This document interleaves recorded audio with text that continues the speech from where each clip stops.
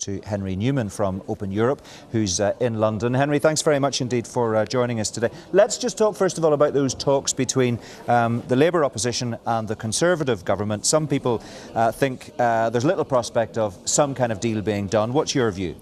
Like, I think it's very difficult to see exactly how a deal can be done. I think on substantive policy, there's actually very little difference between either side. Both sides try to pretend there's this enormous gap. But as long as the Labour Party are talking about both leaving the European Union and leaving the single market, we're really arguing over a very narrow strip of land. The Conservative Party wants the current Brexit deal. That would mean a backstop, which is essentially at least a short-term customs union, potentially. And the Labour Party want a longer-term customs union. That's the extent of the division. It's not a great deal. But in terms of the politics, I think it's much harder. And I think the Labour Party are torn in two different directions. The polling that's come out now in the European election matters for both main parties, because it's showing that the Brexit Party, Nigel Farage's party, is polling more than both the Labour Party and the Conservatives combined. And of course, that's quite a difficult position for the Labour Party, as much as it's very difficult for the Conservative government. Yeah, let's just talk a little bit more about that. That's a poll I think you're referring to in the Sunday Telegraph today, which suggests the Brexit Party has overtaken the Tories in national polling for the first time. It then transposes it onto what a general election might mean.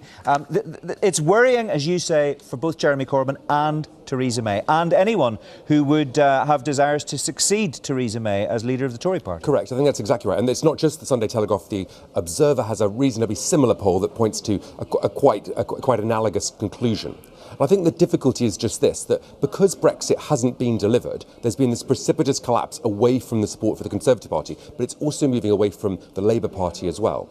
And that support held up even despite the deal, which many tried to suggest was very unpopular. Actually, the Conservative Party held up their support quite well until Brexit was delayed, and then suddenly support moved very strongly away from them. And the difficulty for the Labour Party, of course, is that they're at the moment facing both ways on Brexit. And at some point, they might have to make an actual decision and either back Remain or leave, and in which case they will then split their vote. So they're in this extremely difficult balancing position. The other interesting thing in these numbers is if you add together the support for the Brexit Party and UKIP, with the rump of the sort of old Nigel Farage party, plus the Conservatives, you get to roughly half the vote. And if you, of course, add in some of the Labour vote, which, of course, is facing both ways on Brexit, I think it's very difficult to sustain an argument that there is an enormous groundswell in favour of Remain. Change UK, this new insurgent party, now the independent group, which is supposed to be opposing Brexit, polled on something like 3%. So we're not seeing, at least in Great Britain, this enormous support in favour of Remain that many have predicted. So what do you think, Henry, all of this means for Theresa May's continued leadership of the Conservative Party and her residence in Number 10? I mean, is the clock seriously ticking down towards midnight at this point, or does the confusion mean that those who would have the crown don't want it just yet?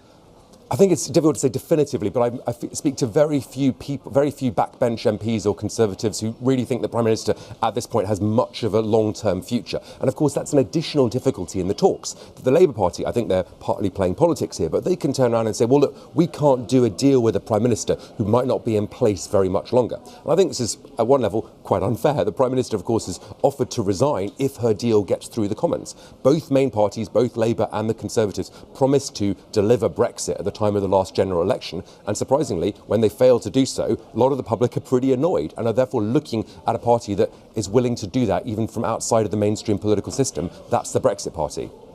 And in the meantime, just briefly, we've got this unedifying spectacle of Tory leadership wannabes lining up to take part in a race that isn't even under starters' orders yet. Well, exactly. I think that's, of course, another layer. I think a lot of people watching this at home will just think, oh, for really God, can you just get on with this? Like, we sent you to Westminster, pay you public money to deliver a path to Brexit, and also other things that the country wants to see happen, and instead you're all just turning around and squabbling with each other. It's not very edifying. It certainly isn't. Henry, thanks very much indeed. Henry Newman there joining us from our London studio.